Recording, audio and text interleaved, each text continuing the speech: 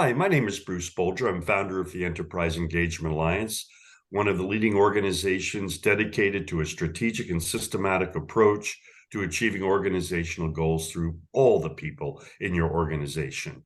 And part of our EEA ongoing series are evergreen how-to articles with leading experts in different areas of engagement to help people at any time get on demand the type of information they need to make more intelligent decisions. Because as we all know, when it comes to engaging people, there's about 20 or 30 different tools and tactics involved with that process, just like there is in any other thing in business. So before we get started, I just want to thank, as always, our customers. They don't actually pay for these programs. This is something our company does. But these are the companies that provide various types of engagement tools and services that use our services. And then finally, we are ourselves stakeholder capitalists. We give away a ton of information.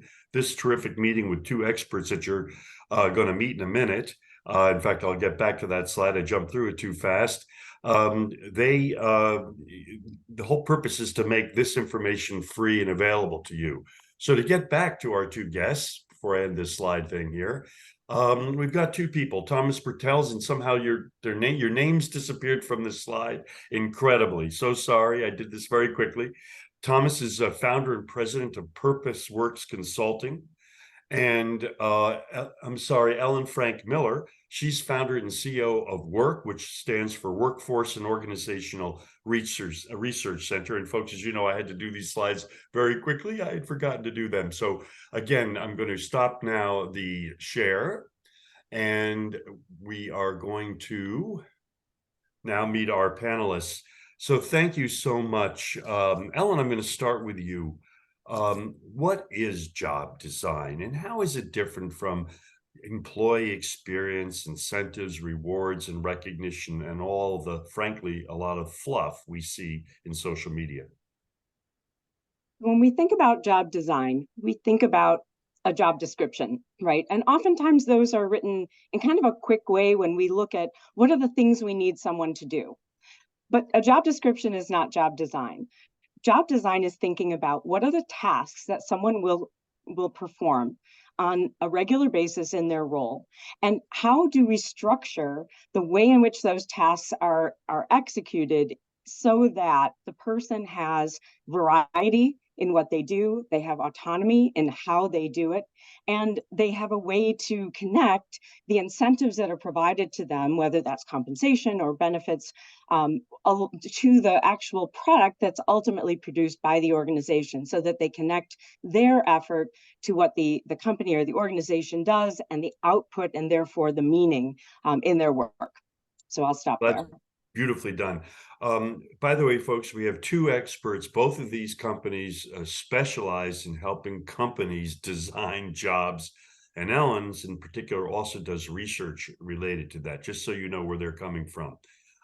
Thomas, I think she gave a pretty good description of that. I'd like to invite you to add to it, but then tell me why no one has ever heard. I've never heard of really anybody knowing about what job design is. So flesh out anything that she might have said and maybe help me understand why people don't understand what job design is. Yeah, I think job design, I think, is one of these best kept secrets, right? That actually have been, I think, around, the research has been around for like 50, 60 years now at this point in time, right? I mean, it goes back to really the organizational development movement that started like in the 1950s, 1960s, right? So Douglas McGregor and Frederick Herzberg and so forth, that I think really laid the foundation for helping us understand like what makes a good job and what are the conditions that really allow people to perform at the peak. And Ellen pointed out, right? I think it's about autonomy, it's about feedback, it's about meaningful work, right? And we oftentimes don't really make smart, intentional decisions about how to structure work in a way that it delivers against those intrinsic psychological needs that we all have. And so, well, and let me ask you that. Yeah, please. Well, we're going to delve more into that. Why do you think most companies overlook this? I think there's a number of reasons. I think one is people don't know, right? I mean, you talked to that already. We don't teach it in business schools. Managers get very little training, right? I mean, most people that get put into management roles don't even get much training in terms of how to lead people, right? Let alone how to structure work to bring out the best in people. So I think that's a starting point.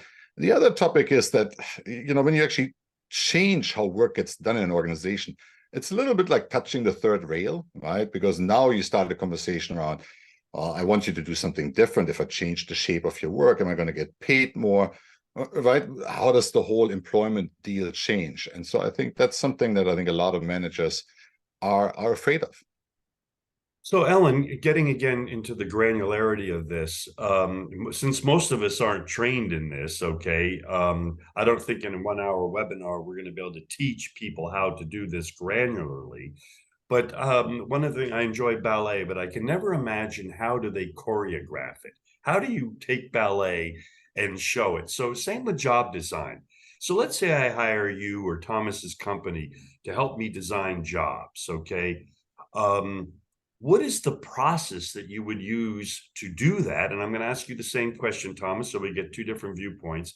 And then how do you choreograph that? Does the manager get a page with graphs? What is this? How do we conceptualize job design into a practical tool? Well, I really appreciated what Thomas just brought up about the awareness or the low awareness about job design and the ways that that then plays out in organizations. And as you said, most people become managers without receiving training about being a manager. And one thing that we know from the research, and there was some very interesting stuff that was published. It was in the Journal of Applied Psychology in 2019. There was also an article about it in Harvard Business Review, and it has to do with when managers or those who are responsible for designing jobs, when their jobs have very little autonomy in them. In other words, when their jobs are very structured, regimented, and they don't have a lot of opportunities to make their own decisions about how they'll execute work against their goals, they then turn around and design low autonomy jobs. And we know from the research that low autonomy is highly correlated with reduced, turnover, reduced engagement, reduced burnout, et cetera. Reduced retention, I think you meant anyway. Yeah, sorry, reduced, higher levels of turnover, lower levels of engagement, higher levels of burnout.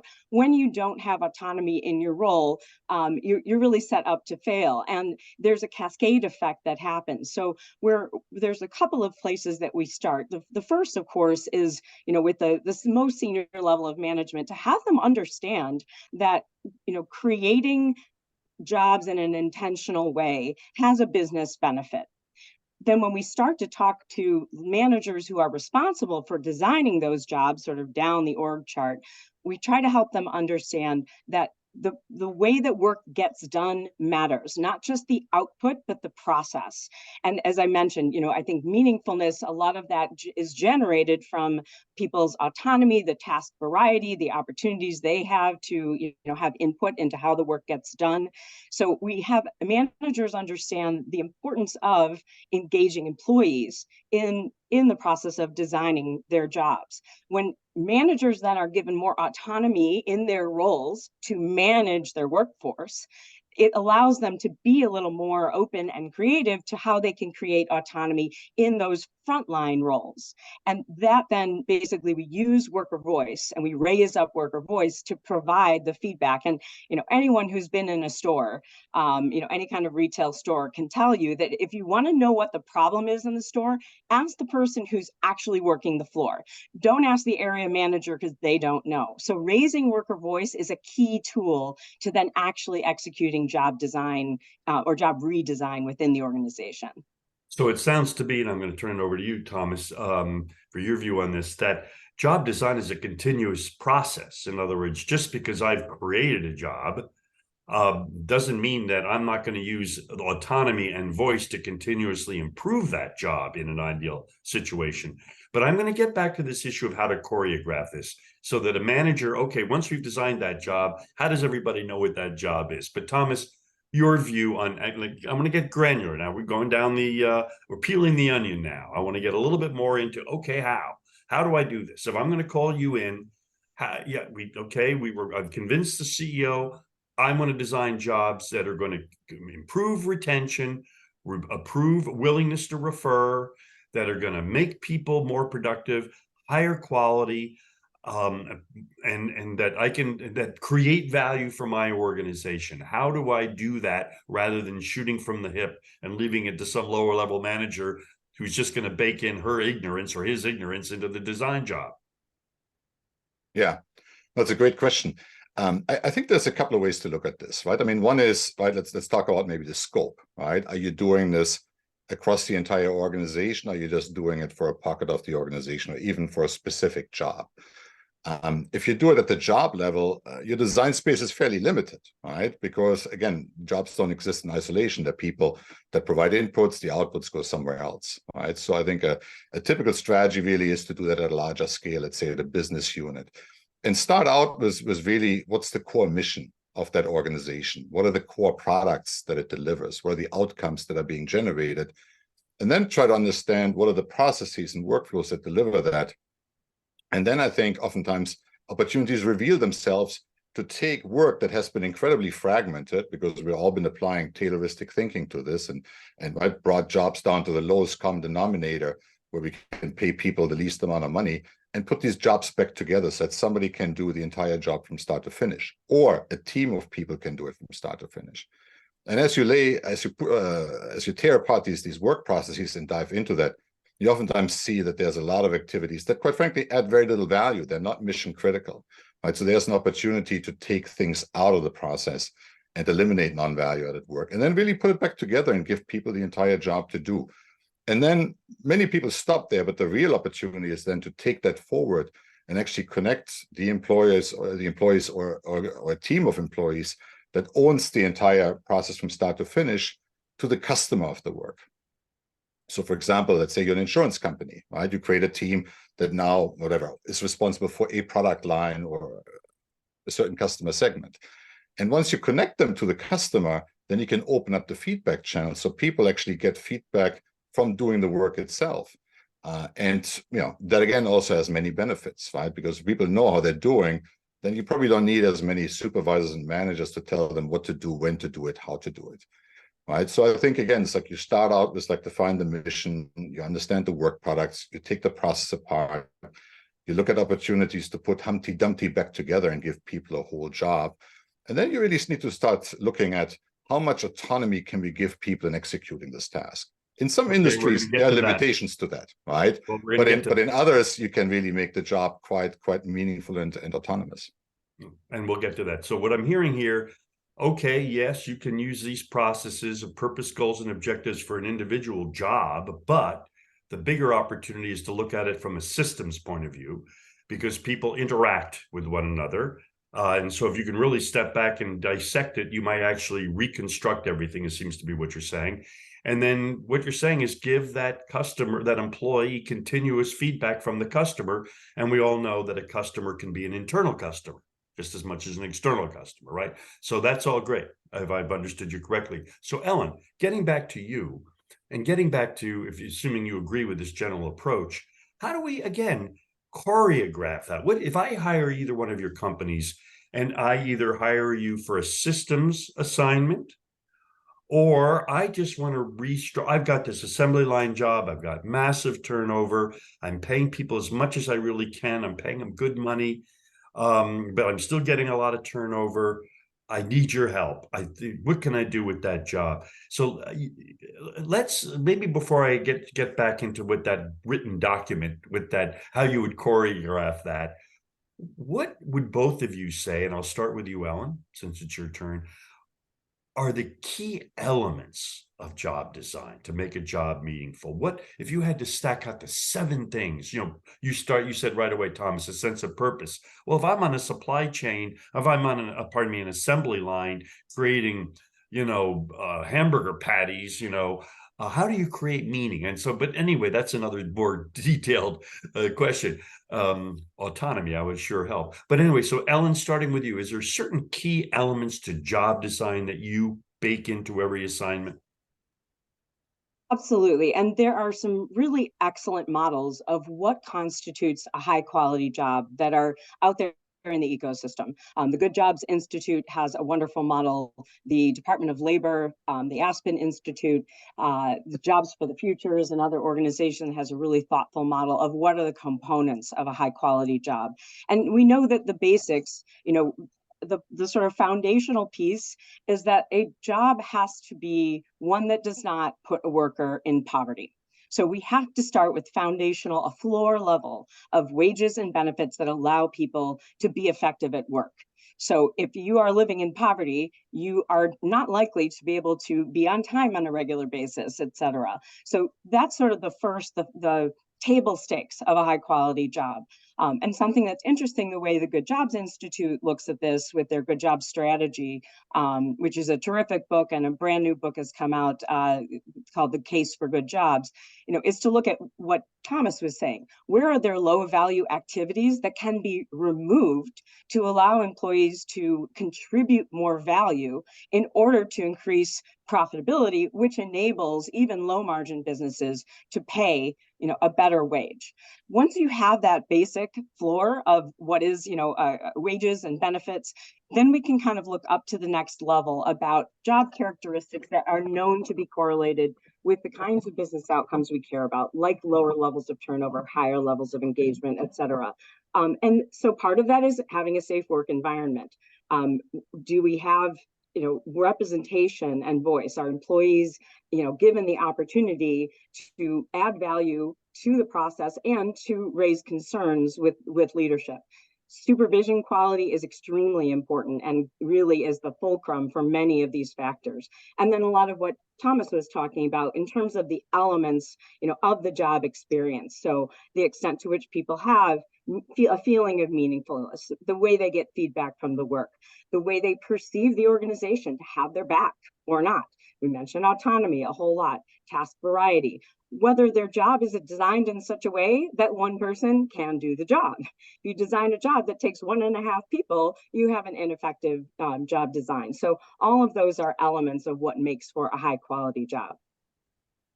Thomas, that's a beautiful summary. And by the way, the Good Jobs Institute was created by a woman named Zeynop Ton. She's at MIT, and she has been a passionate advocate for this cause. Thomas, and by the way, that's why we have these good folks on the phone on this call, because Zeynop might be kind of hard to get. So here are two experts that might be a little bit easier to contact and use resources you could use. Anyway, Thomas, what's your view on sort of this framework of a good job? Again, it doesn't hurt even to repeat some things for people to get it into their head. Kind of what are the elements that go into a good job? And I'm thinking about any job. It could be a newspaper delivery job. It could be the most rote job, telephone sales. How do you create meaning and engagement with jobs that aren't going to change the world jobs?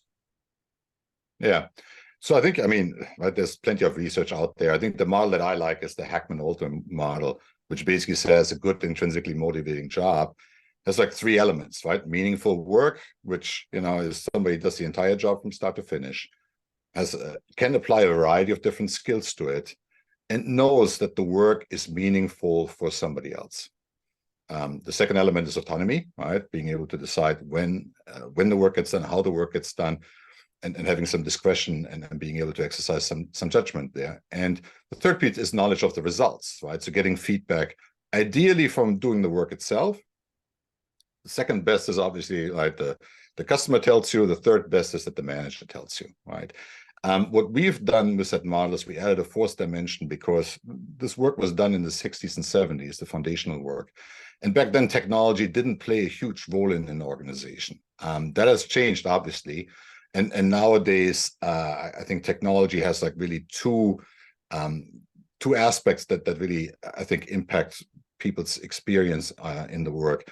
One is that the tool's got to be fit for purpose, right? So if you give people systems that don't work, or where people become like human middleware, they got to copy data from one system to another because there's no interface, that is a demotivator. And secondly, especially when it comes to knowledge work, is that we really have not thought about how we connect people in the workplace effectively. What I mean by that is that, you know, every knowledge worker gets bombarded with emails and Slack messages and text messages and you know, all these things consume attention capital, right? We get constantly interrupted. I think the average knowledge worker gets about an email every 3 minutes. And so I think a lot of companies also have not really thought about how do we create conditions that allow people to do deep work and really concentrate on a task.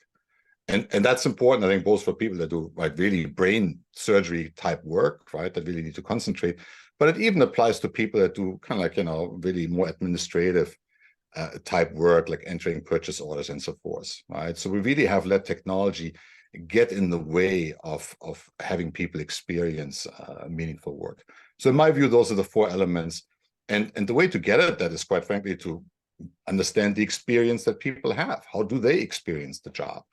Right. So we're using a diagnostic tool that measures that, and that really gives you some pointers as to like what's missing, right? It's a little bit like when you're cooking a meal, right? What's the missing ingredient? Are we missing salt? Are we missing pepper? Right? What's not in the recipe? And so a diagnostic really helps you understand what the issues are. Is it the technology? Then let's fix the technology. Is it that people have the sense of, I have no sense of meaning? Can we connect people to the customer, to the outcome? And now, so it seems to me here, what you're saying is that we really have to have a system for this, right? We have to, this can't be ad hoc. This is something that we have to do intentionally. So are there tools for productivity quality measurement that come into this?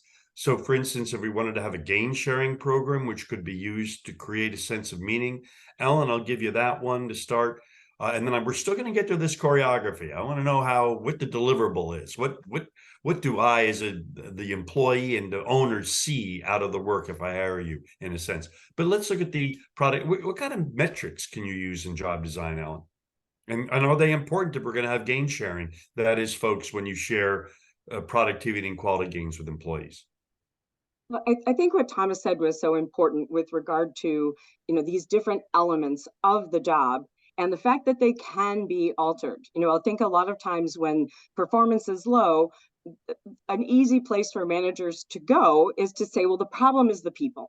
We just have the wrong people in the job. People aren't doing a good job. They're not trying hard. They're not engaged. And when we look at the problem as the people, we miss huge opportunities to actually, as you were saying, change systems, and to also look at places where we're having people do work that isn't inherently valuable to the business outcomes and therefore isn't inherently meaningful, right? Most people want to contribute to the success of the organization. And so what Thomas was saying about helping draw those connections between what I am doing and what the business is producing is really key.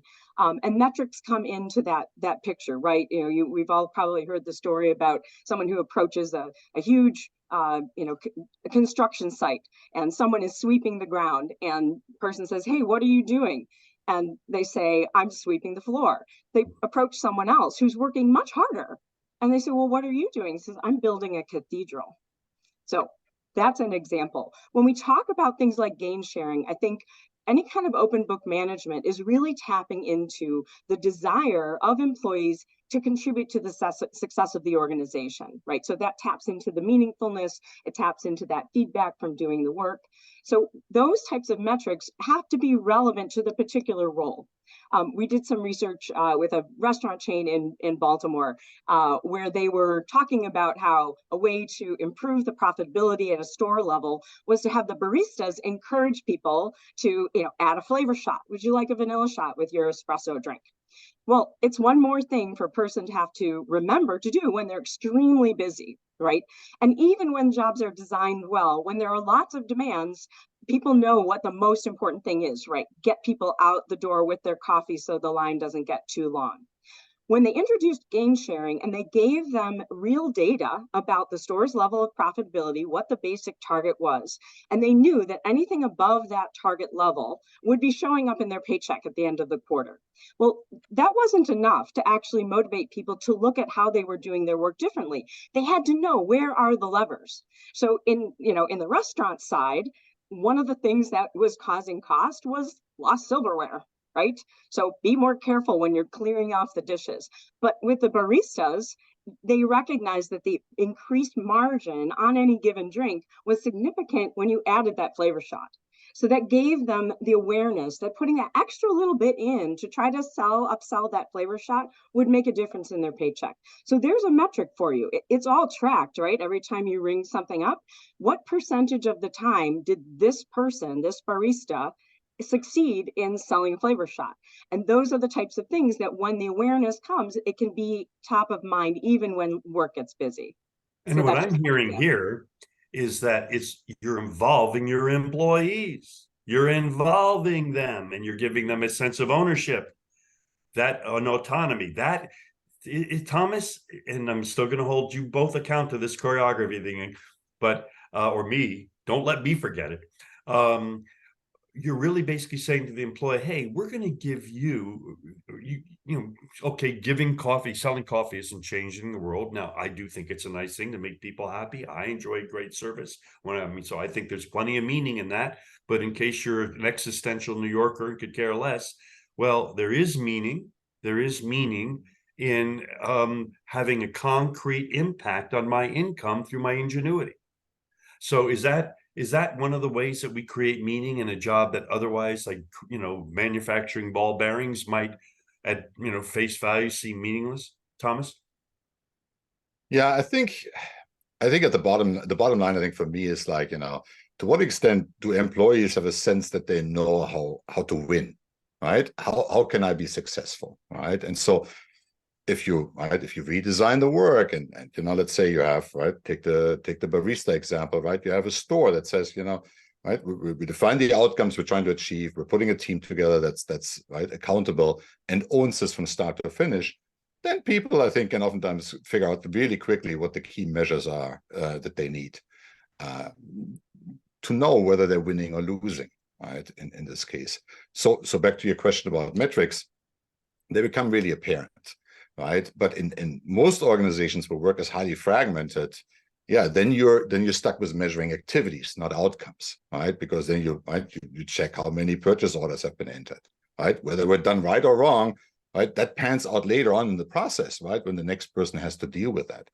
So again, putting Humpty Dumpty back together, giving people a whole job to do, it's like a golfer, right? You swing, you hit the ball, you know how you're doing, you know how far off, right, the final target point you are, right? And you can adjust and you can refine. The other piece in that is also, it's not just getting the metrics in there, but it's also giving people the autonomy and the degrees of freedom to do something about them, right? Nothing is more frustrating than measuring performance if people have no way to influence it.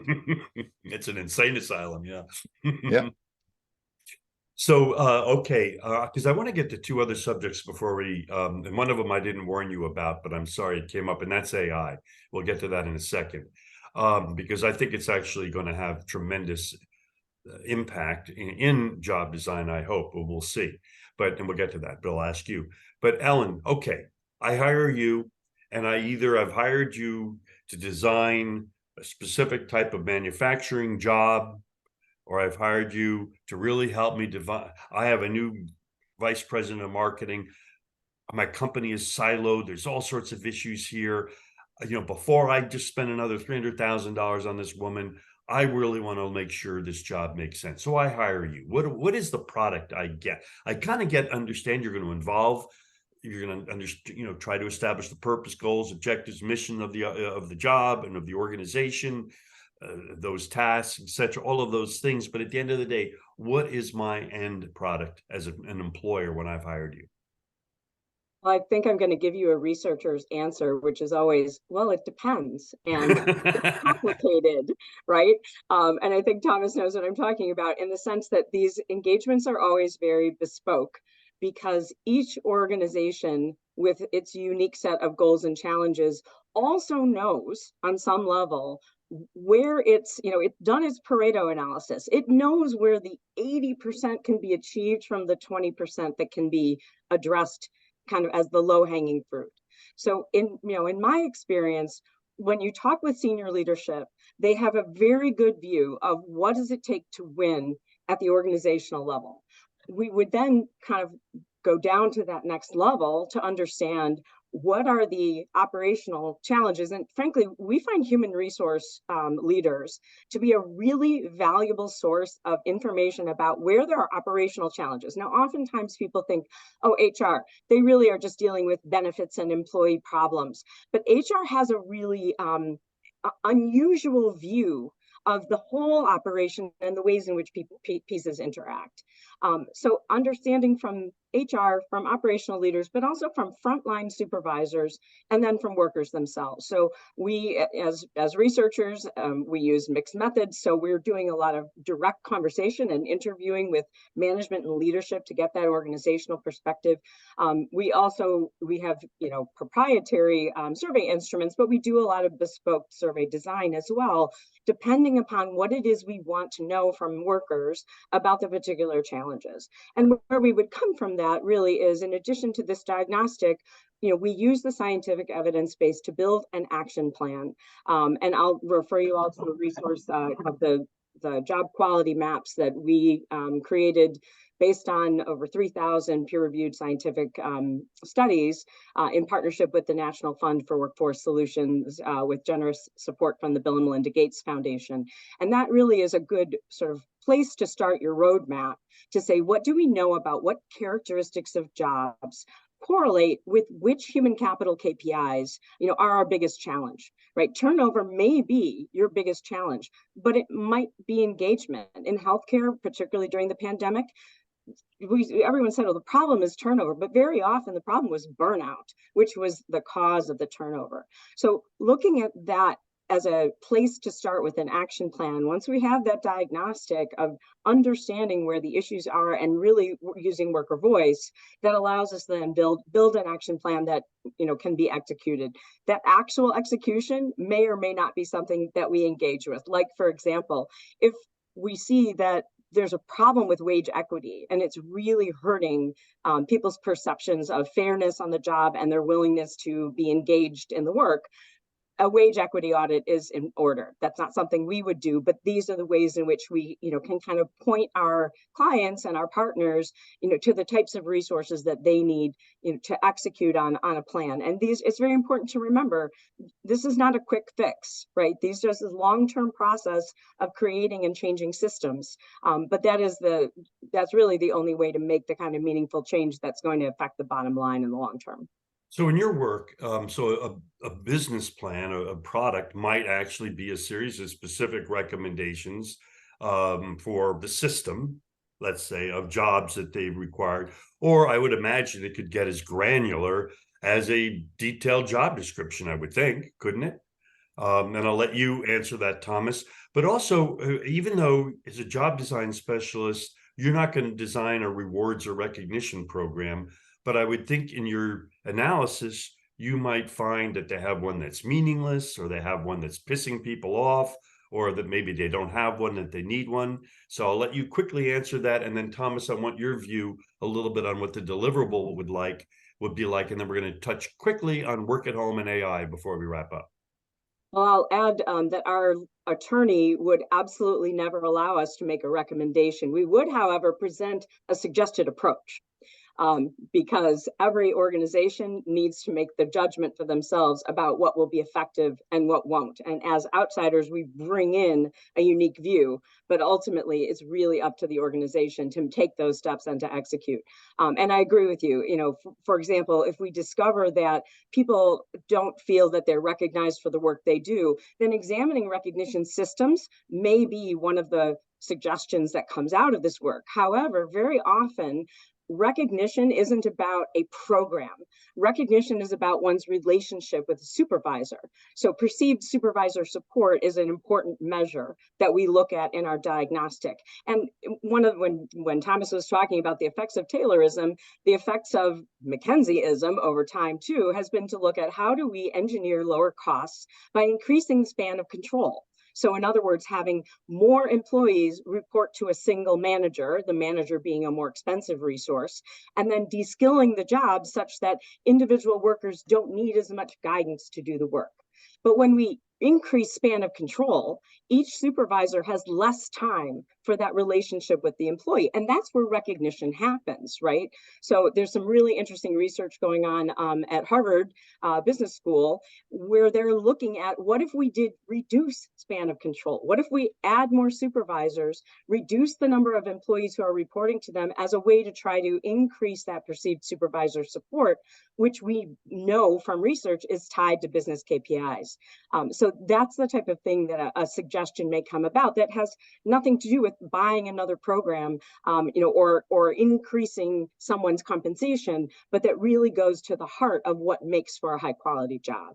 Well, very interesting. I'm going to turn it over to you, Thomas, but to finish off on that subject of the deliverable. But Ellen, very interestingly, someone I know works for a fantastic company. I can't mention it. It's a leading engineering company, just a great company. They are a stakeholder capitalist company in every way. Every employee has a manager who checks in on them every 2 weeks with a scheduled appointment. And the manager is not an HR person per se. It is a project management leader who, and they're just checking in on your welfare. And so the whole purpose, what's going on in the job? What issues are you facing? Are you facing obstacles off the record? Are you having interpersonal challenges? And by doing this and on a scheduled basis, this friend of mine, and it saves the company millions of dollars, because this company makes billion-dollar machines. So you make a mistake due to bad communication, $10 million out the door. So that is the type of thing that I think really can facilitate job design, when you have someone all the time checking in on them. So Thomas, we're actually working on a case study of a tomato products manufacturer taking a very similar approach, and they're doing that down to the actual workers on the line. This company does it with every employee. Yeah. I have technical workers. Everybody has that, and the person has 30 or 40 people. That's it. That's who and it's part of his or her job to check in on everybody, on all elements, even personal. Is there a problem in your life? You have financials, whatever the person feels comfortable talking about. Thomas, so just we covered a lot of stuff, but just kind of wrapping up on deliverables. I've hired you to help me. What would that might look? I know it's bespoke, I get it, but I get a schematic. What do I get? Recommendations? What do I get? I think let's talk about the results, right? Because I think that's ultimately, right, when people do something like this, is what they're looking for, right? And I think what you get is you get more productivity, because as you put the job spec together, you eliminate all the white space in the organization. You also oftentimes get lower cost, because now you don't need oodles and oodles of supervisors to tell people what to do it, when to do it, and then check whether they've done it, right? Because again, as you do the job design, you maximize the autonomy appropriately. You don't need this tight supervision that we currently have. So you get more productivity. You also get higher levels of engagement and lower turnover. People don't leave well-designed jobs.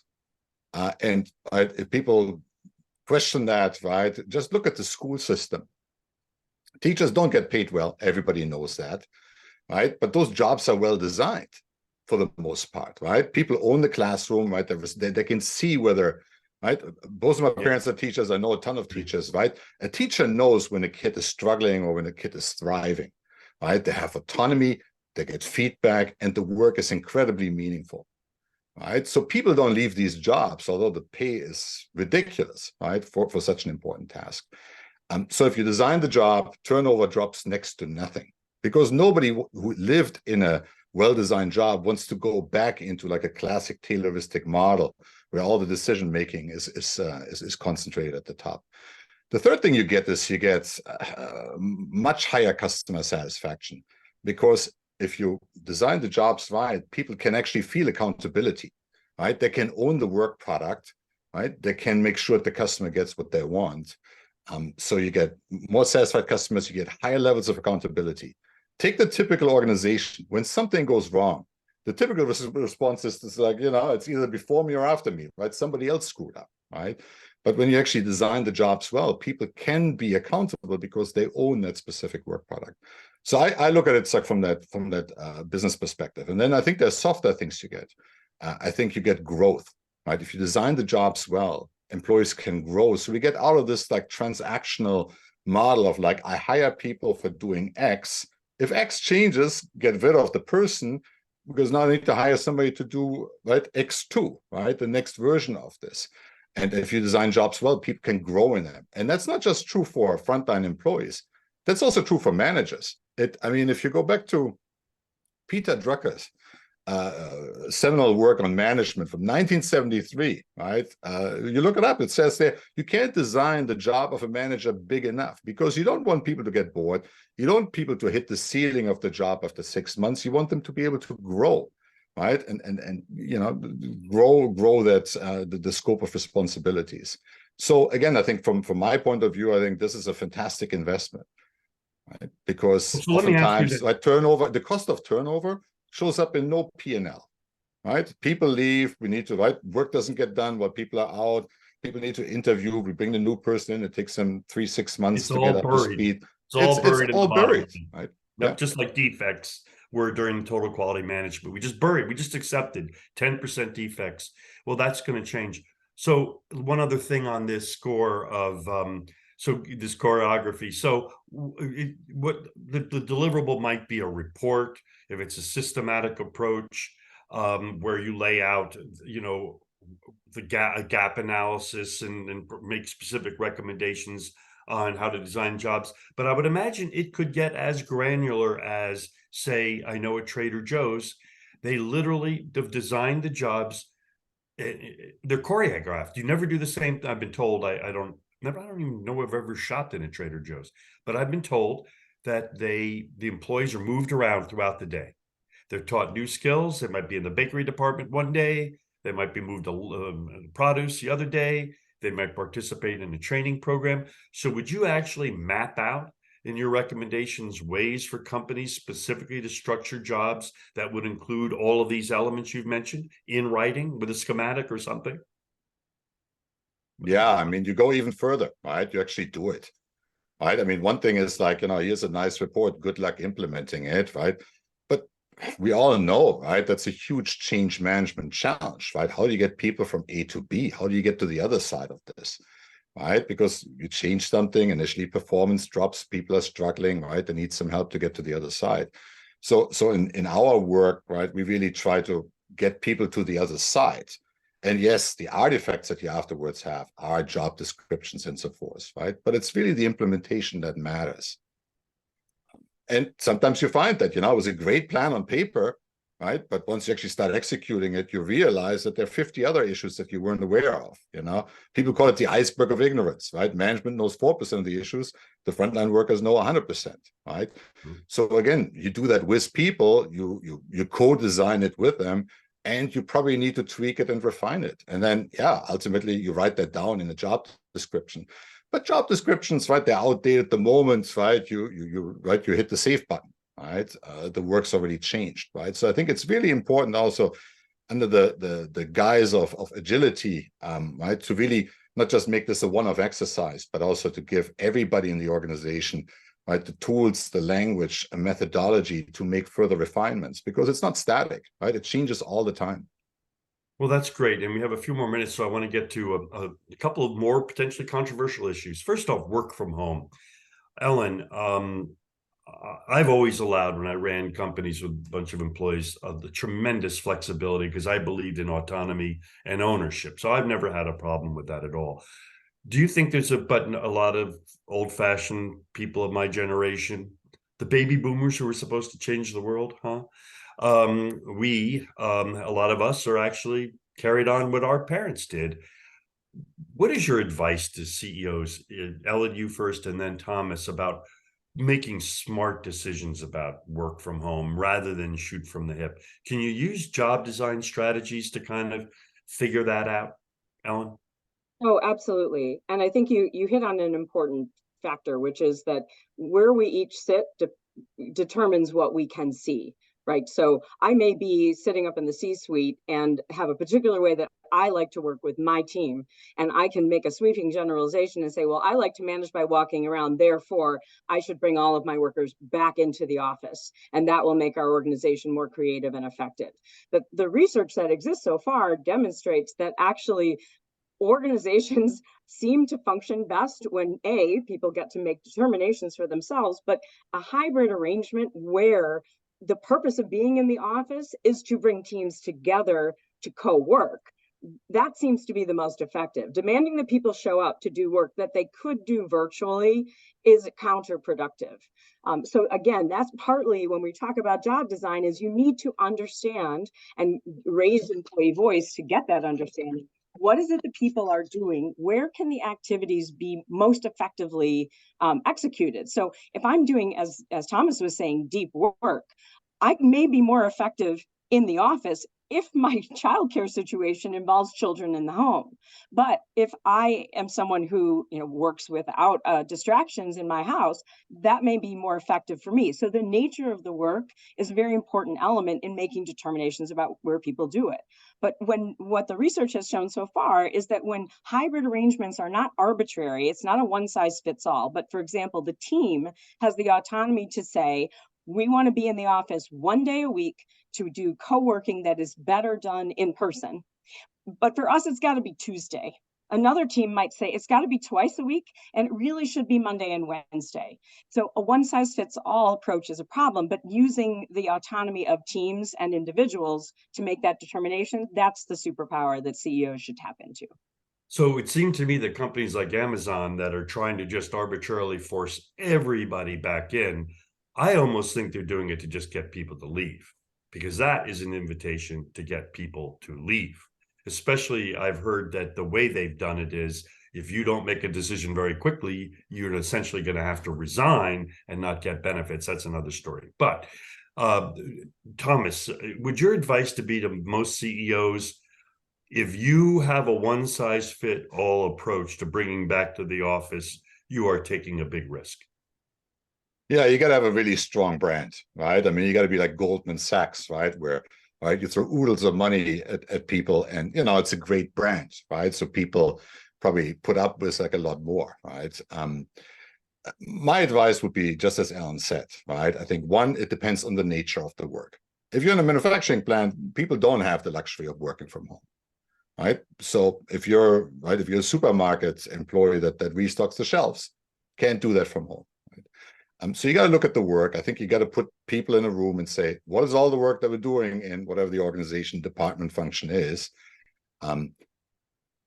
Think about how do we make these jobs better, right? So instead of just saying, well, gee, come in Tuesday, come in Thursday, but do the same stuff. Let's leverage the levers of work design, right? Entire job, variety of skills, and so forth, to restructure the work, and then see to what extent that work is best done by yourself without distractions versus with others and in the office. And again, people are smart, right? I think as you guide them through that, they can figure it out and say, no, for this task, right, I really need to sit with Mary and Joe, and we need to work this out, and that needs to happen twice a week. And then you can have a conversation around like how that happens, right? But also that process really creates ownership, right? Nobody washes a rental car. Nobody in the history of rental cars has ever come back and said to Hertz, I ran it through the washer, it's all clean. I also vacuumed the back seat, Nobody's ever done this. How do we expect employees to really take ownership and accountability if we exclude them from all the decision-making about what the job is, where the job gets done, how the work gets done, how much autonomy they should have, right? And I think that's the dialogue. I think that's way overdue. I think, quite frankly, it's also going to be liberating for managers. Because these one-size-fits-all mandates, what do? As a CEO, you can make the mandate. But the guy who's holding the bag is like the director-level person who then gets the memo from corporate headquarters that says your people don't show up. And that person knows that if they really crack down on this, the people that have options are going to go somewhere else. And it's so now you create a hiring problem, right? Now you got to hire 15 more people, and then you get dinged because your performance suffers, right? So I think that's also, you see that in every organization that has these mandates, right? They start strong at the top, but by the time it gets down to where it matters, where the rubber hits the road, people are like, hey, boss, if you really want me to enforce this, we're going to have a problem for the next 6 months because we're going to have nobody to do the work. And in today's environment, there's a lot of open jobs, right? People actually, right? That there's more jobs than workers. So I think people should be very careful and really understand what their position is. The other thing is, hold on, you Thomas, can only pull this card once. Whoa, Tom, we got to stop that. Thomas, I love what you're saying, but we got just a few more minutes, and you're absolutely right on everything you're saying. I want to get quickly to, just to wrap up on what you're saying and what both of you said, folks.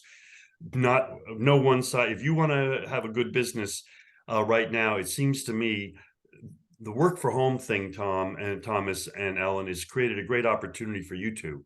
Because if I were running a company right now, I'd be rethinking every job. I would probably want to call on experts like you right now to really think and be strategic and systematic about it, because I am sure that 90% of companies are not trained in this, and it's ready, aim, fire. They don't know what they're doing, and I think this is a great opportunity to be in your business. So a wrap up on AI. Both of you have mentioned, being able to get rid of jobs or tasks that are less meaningful. And everybody is scared of AI, but I've lived through I'm old enough to have seen massive change, tons of predictions that were never true. The internet was supposed to disrupt get paper. There's more paper than ever. So I'm not really as concerned as others are, although I may be wrong, on the front of losing jobs. Because can't this create new jobs, AI? Ellen, what do you think? Can it make lower level jobs more meaningful? You're muted. Well, you ask whether it can create jobs. I mean, it certainly will and has, and people need to design AI. People need to consider the ethics of AI. People need to figure out how to integrate AI into existing work. Where can work be redesigned or shifted such that AI is doing pieces of it that, I think about the practice of law that will be significantly affected by AI.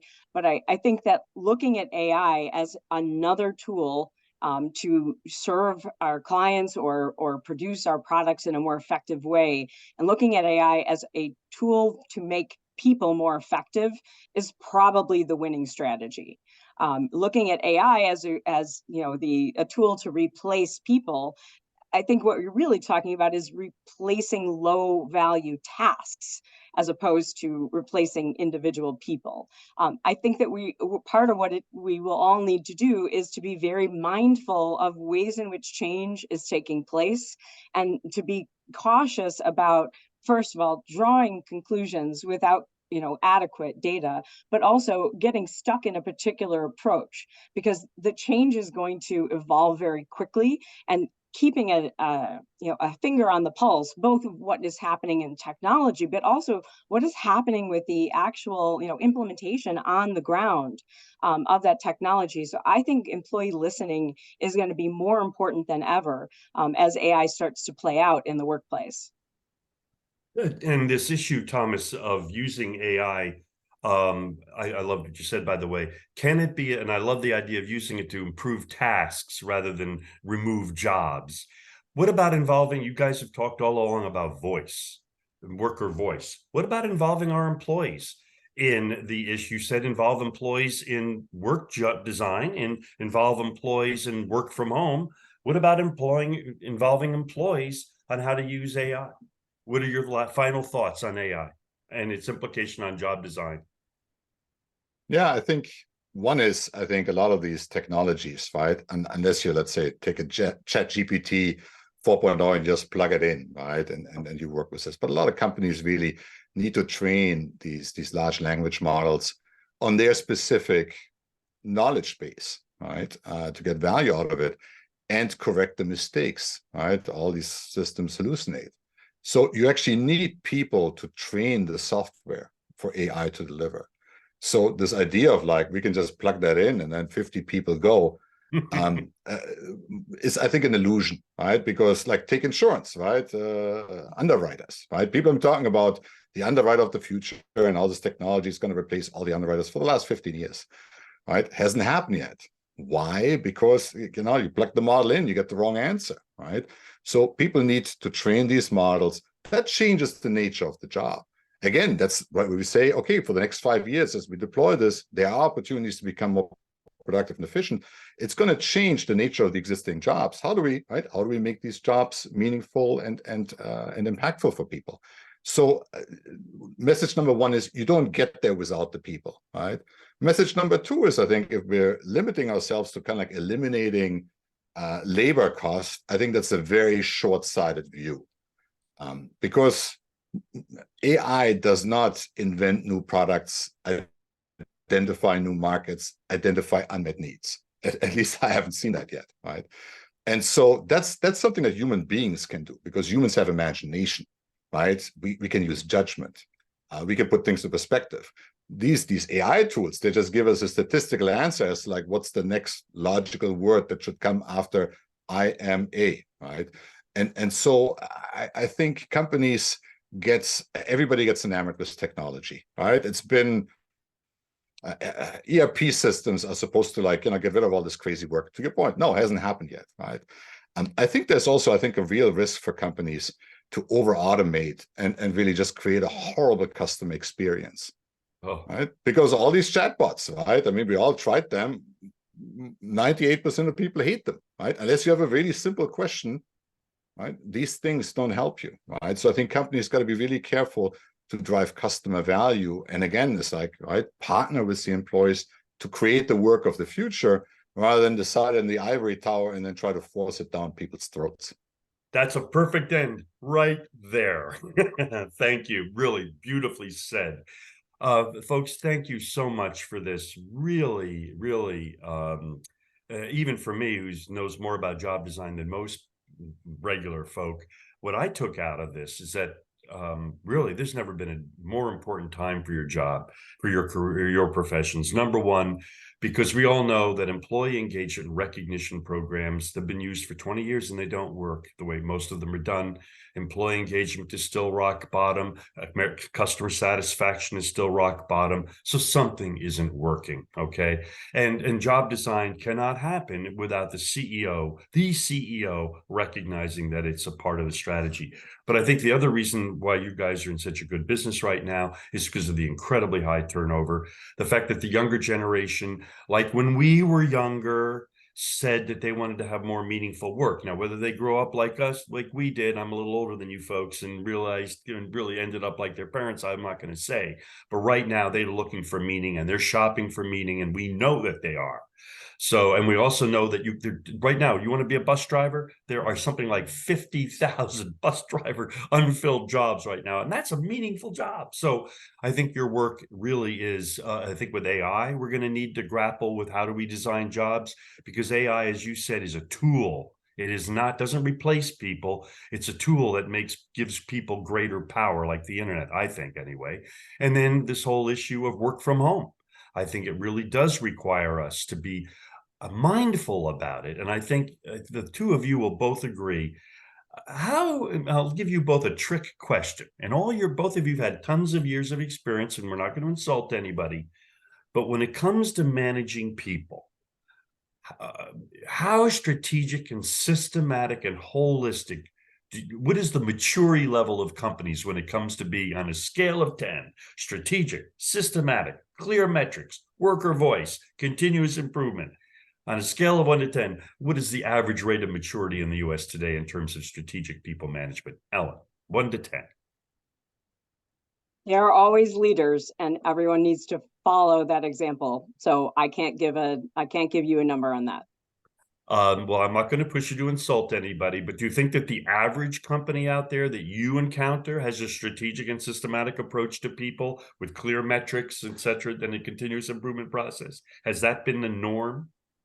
I think it very much depends on the maturity of the company and the growth cycle. We do a lot of work supporting private equity firms' portfolio companies, and that building that function, building that strategic human resource management is one of the success factors in value creation. So building that function is not something that happens necessarily early on, unless you happen to be the Workforce and Organizational Research Center, but it's an important part of the evolution that makes companies successful. Thomas, and you're a very political woman, and I credit you for that. I'm not. Thomas, maybe you want to be as political, and I'll let you be that way. Well, I'm teasing you, Alan. You know that. so I think it's relatively low, right? Let's say it's 5, right? And I'm being generous here, right?